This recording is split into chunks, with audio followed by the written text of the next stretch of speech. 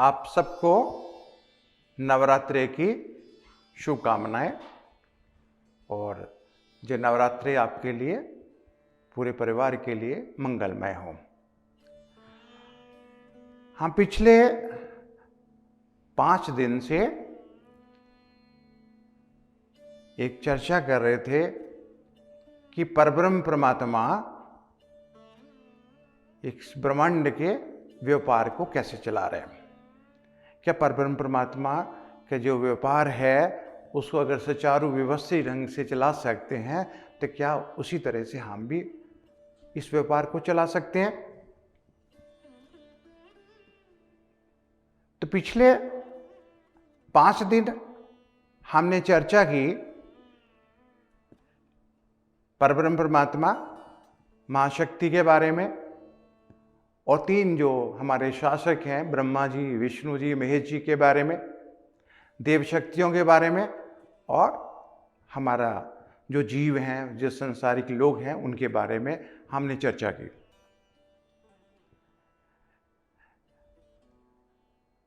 महाशक्ति ने संसार जो बनाया उसको हम आगम शास्त्र कहते हैं, और जीव जब तप तपस्या करता है और जब मोक्ष की बात करता है उसको हम निगमन शास्त्र कहते हैं। क्योंकि निगमन शास्त्र जो पहले नवरात्रे से ही शुरू हो जाता है, लेकिन आगमन शास्त्र का जो प्रथम पड़ाव है उसको पहले जाने बिना हम पहले पड़ाव की बात नहीं कर सकते। मैंने आपको पहले बोला था कि ज्ञान ज्ञानियों को नहीं दिया जा सकता, क्योंकि ज्ञानी पहले से ज्ञानवान है। अज्ञानियों को नहीं दिया जा सकता क्योंकि अज्ञानी ज्ञान चाहते ही नहीं है। लेकिन अज्ञानियों के बीच में जो चाहते हैं, कुछ जानना चाहते हैं अध्यात्म के बारे में, अपने बारे में, परमात्मा के बारे में, उनको, उन श्रद्धालुओं को हम ज्ञान दे सकते हैं। लेकिन आज का दिन जो विशेष है सभी ज्ञानियों के लिए है, क्योंकि उनके लिए मेरा एक परिचय होगा। आगम शास्त्र में जो 16वीं कला है, जिसको हम उन्मना और तुरीय अवस्था कहते हैं, आध्यात्मिक अवस्था में, और भौतिकता में हम उसको सफलता कहते हैं। क्या आखिरी सीढ़ी जो है सक्सेसफुल होने की है।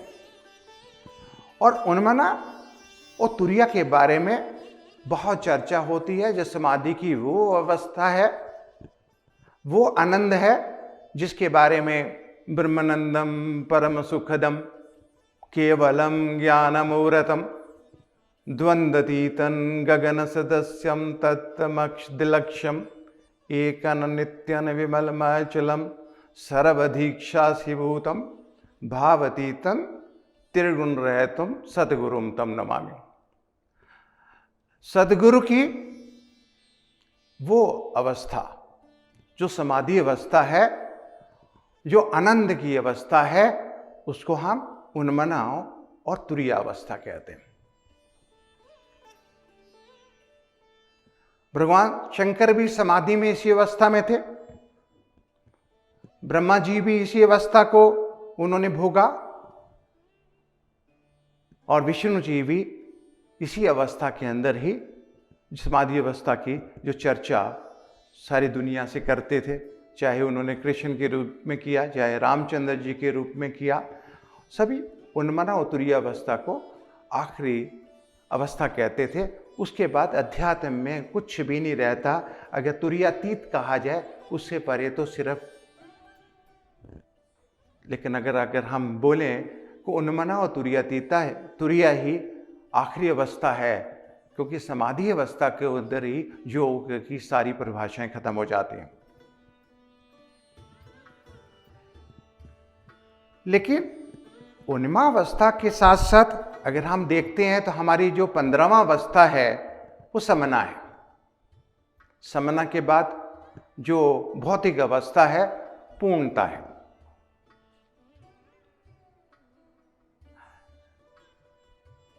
जब परमात्मा को जानने वाला जीवात्मा, जब परमात्मा को जानने वाला जो शासक, चाहे ब्रह्मा जी थे, जो विष्णु जी से, या महेश जी थे, उन्होंने साधना करते हुए समानता अपने में और परब्रह्म परमात्मा में समानता जानी। अहम ब्रह्मस्म, मैं ब्रह्म हूँ, मैं आत्मा हूँ, आत्मा ही परमात्मा है। इसके बारे में जो जानकारी है 15वां जगह में, 15वां जो कला है उस समना के अंदर, अवस्था के अंदर मिल जाती है। वो जीवन की एक पूर्णता है। लेकिन ये समाधि की ही अवस्था है जिसको समाधि के अंदर ही हम जान सकते हैं। 14वीं अवस्था जो है व्यापिका है। परब्रह्म परमात्मा सब जगह व्यापक है, उसके शरीर से नापा नहीं जा सकता। दिशाएं जितनी भी हैं उसका शरीर है, उसके कान हैं, सूर्य उसका नेत्र है। तो पूरा ब्रह्मांड के अंदर वो सर्वव्यापक है, हर आदमी के हृदय में रहते हैं। और जिसको हम देख सकते हैं, जिसको नहीं देख सकते हैं, वो इतना व्यापक है कि चारों तरफ ही परब्रह्म परमात्मा के अलावा कुछ नहीं है। लेकिन अगर हम देखते हैं जो साधक की जो अवस्था है नीति है, यह परावस्था है, नीति अवस्था है। और 13वीं जो परावस्था है महाशक्ति, और इसकी अपरा भौतिकता है वाक् चातुर्य।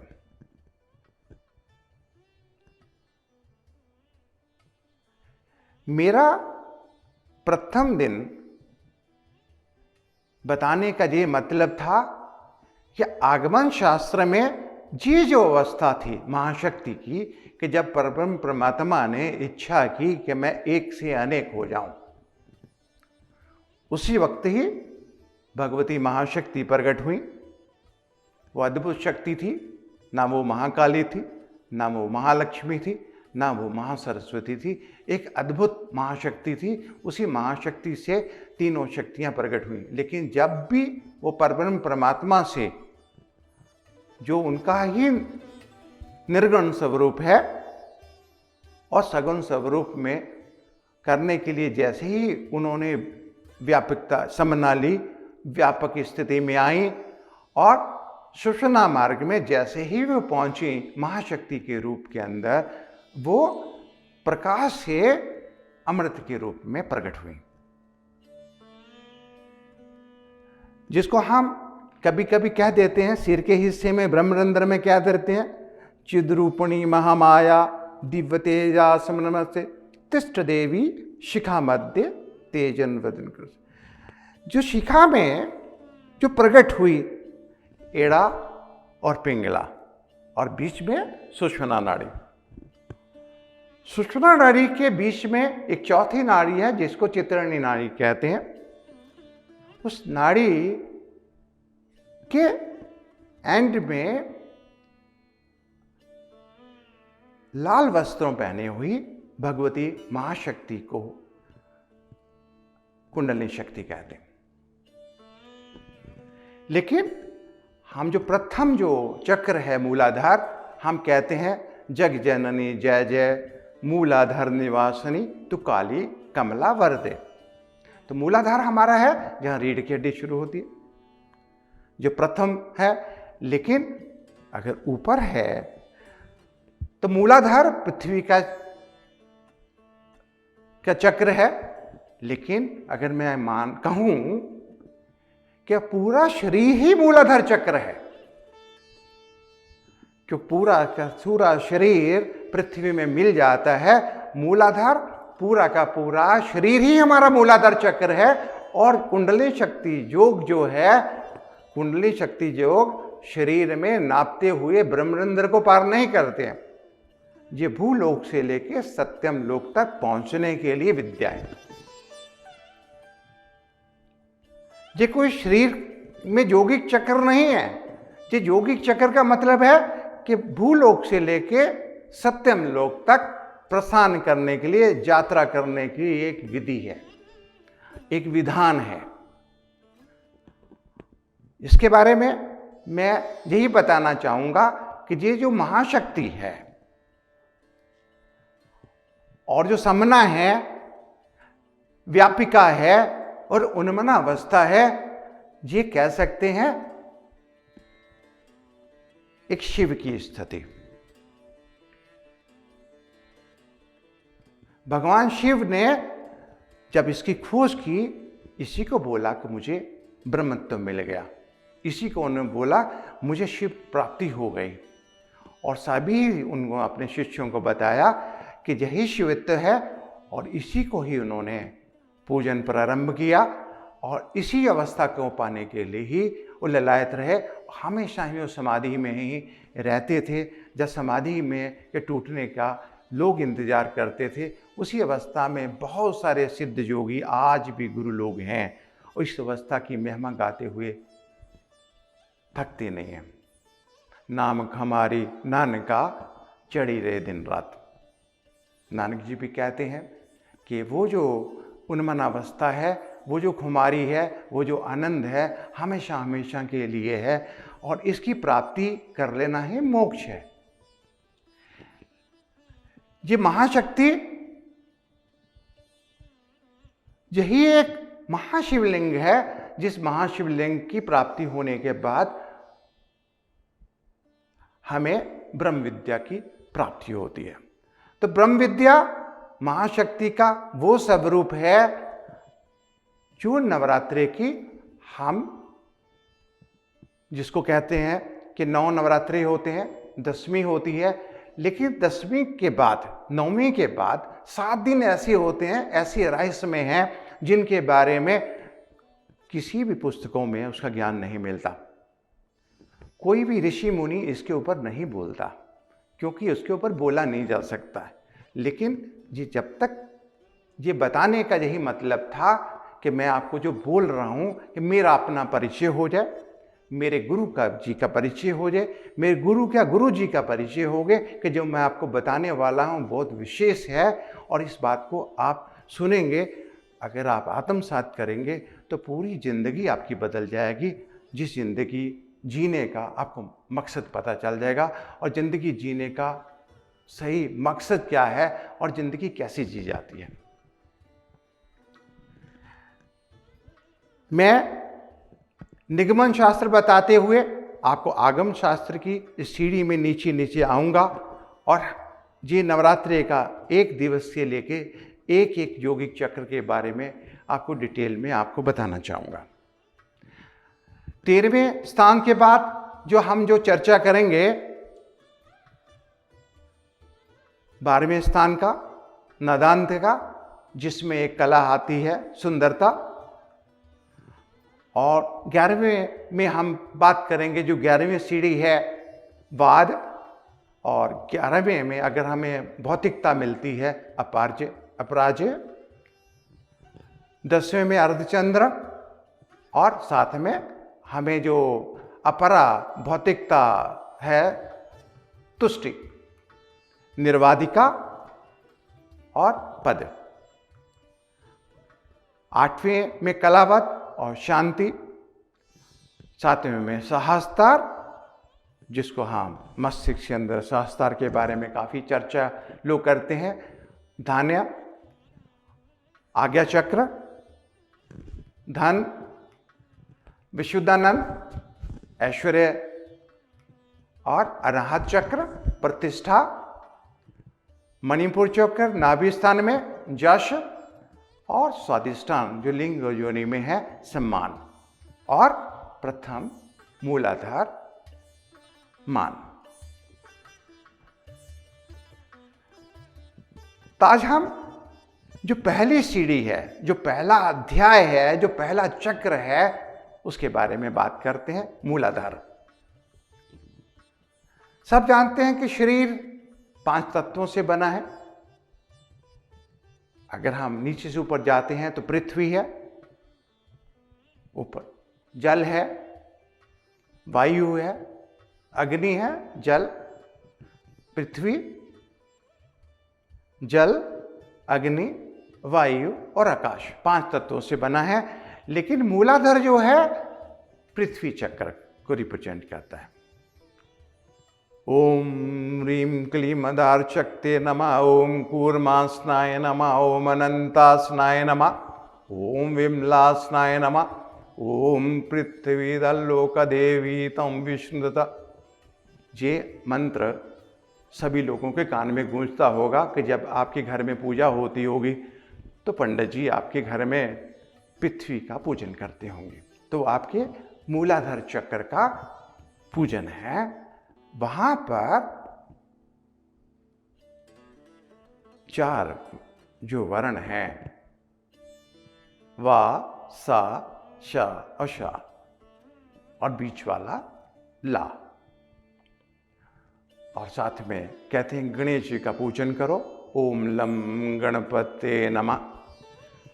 तो हर जो 4 जो वर्ण हैं, 4 वर्ण के 4 रुद्र हैं, 4 काली हैं, 4 विष्णु हैं और 4 ही लक्ष्मी हैं। नवरात्रि में कहते हैं कि 2 दिन देवी का तामसिक साधना होती है, उसके बाद 3 दिन राजस साधना होती है, उसके बाद बाकी दिन सात्विक साधना होती है। क्योंकि संसार तम, रज और सत, सत, रज और सम 3 गुणों से बना है। अगर 3 गुण नहीं हो तो निर्गुण है, परब्रह्म परमात्मा है। 3 गुण हैं तो हम जीव हैं, ये संसार है। मूलाधार जो है, जो हमारा तामसिक गुण है, जो अति आवश्यक है, लेकिन अगर देखा जाए तो इसकी अंदर अगर किसी का मूलाधार चक्र जागरण है तो मूलाधार चक्र जागरण में जो गणेश जी जैसे बुद्धिमान थे, वैसे ही जिसका मूलाधार चक्र है वो भी गणेश जी जैसा ही विद्वान बन जाता है।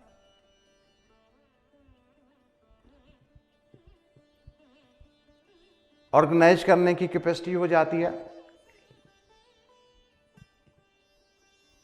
अगर स्कूल में बच्चा है जो पढ़ने में अच्छा नहीं है, वो अच्छा पढ़ने लगता है, ऑर्गेनाइजेशन कैपेसिटी उसकी बनती है। तो बहुत सारे आप लोग फोटो देखते होंगे, दिवाली में बहुत चलेगी अब, कि एक फोटो आती है जहाँ पर गणेश जी बैठे हैं, लक्ष्मी जी बैठी हैं, सरस्वती हैं, और साथ में अगर देखा जाए तो मूलाधार चक्र का ही चित्र है। और मूलाधार चक्र जो हमारा पूरा शरीर है, उस शरीर का जो बहुत बड़ा पेड़ है, जिसको हम कृष्ण जी एक पीपल का पेड़ कहते थे, उसकी जड़ है। और जो चक्र है, ये हमारा जो सूक्ष्म शरीर है, उस सूक्ष्म शरीर के अंदर जो आत्म प्रकाश है, जो परब्रह्म परमात्मा है, उसका बाहरी आवरण है। कि जब तक हम इन चक्रों को जागरण नहीं करते हैं तो हमारे जीवन शक्ति, भगवती कुंडलिनी शक्ति नीचे से ऊपर की तरफ प्रस्थान नहीं करते। मूलाधार चक्र जागरण होने से हमारा जो पृथ्वी तत्व है वो शुद्ध हो जाता है और हम दूसरे चक्र में, स्वादिष्टान चक्र में बढ़ जाते हैं। और मोस्टली लेकिन साधना कैसे की जाए जिससे मूलाधार चक्र आसानी से जागृत हो जाए? तो चैतन्य साधना करने से मूलाधार चक्र आसानी से जागृत होता है। और चेतन मंत्र के साथ प्राणायाम के करने की इतनी आवश्यकता नहीं पड़ती, लेकिन फिर भी प्राणायाम करते हुए भी अगर चैतन्य साधना करते हैं तो मूलाधार चक्र तो 5-7 दिन के अंदर ही जागरण हो जाता है। जिन लोगों को लगता है कि उनका व्यापार नहीं चलता, जिनको लगता है कि उनके बच्चे अच्छी तरह से पढ़ते नहीं हैं, तो मेरे ये समस्या बहुत बड़ी नहीं है। जिस 5-7 दिन के अंदर ही इस समस्या को से निजात पा सकते हैं। मैं वो नहीं बताना चाहता हूँ कि जो कहता हूँ कि आपको बिना किए हुए कुछ मिल जाएगा। मैं ये कहता हूँ कि जो आपके पास है उसको कैसे लिया जाए, क्योंकि करने से आपको कोई मिलने वाला नहीं है। करने के बाद वही मिलने वाला जो आपका था, लेकिन आप उसको जानते नहीं हैं, आप उसको पहचानते नहीं हैं। मेरा इतना ही कहने का मतलब है कि नवरात्रि का जो प्रथम दिन है, उस प्रथम दिन के अंदर ही अगर आप साधना करते हैं तो आपका मूलाधार चक्र जागरण हो जाता है। नवरात्रि का सीधा सीधा तात्पर्य है कि आपके जितने भी योगिक चक्र हैं वो जागृत हो जाए। यही 9 दिन के अंदर है 9 चक्र 10म द्वार। आपका ब्रह्मरंध्र जो ये वाला 10म द्वार है वो खुल जाता है। यही विजयदशमी है। ऐसा ही जोगी जोगेश्वरों ने कहा। उसके बाद तो पीएचडी है, जिसको हम परमहंस अवस्था कह सकते हैं, कि एक higher study of spiritual and yogic sciences है, जिसके बारे में हम जान सकते हैं। ये विशेष ज्ञान है, ये कोई अंधविश्वास नहीं है। ये विशेष ज्ञान है किसका? हमारे शारीरिक विज्ञान है, जिस शरीर विज्ञान को हमें जानना अति आवश्यक है। इस जीवन आसानी से जिया जा सकता है। हम कल दूसरे चक्र स्वादिष्ठान चक्र के ऊपर बात करेंगे, उसके ऊपर चर्चा करेंगे। और तब तक आप इंतज़ार करिए। खुश रहिए, आबाद रहिए। आपको नवरात्रि का प्रथम दिन मुबारक हो।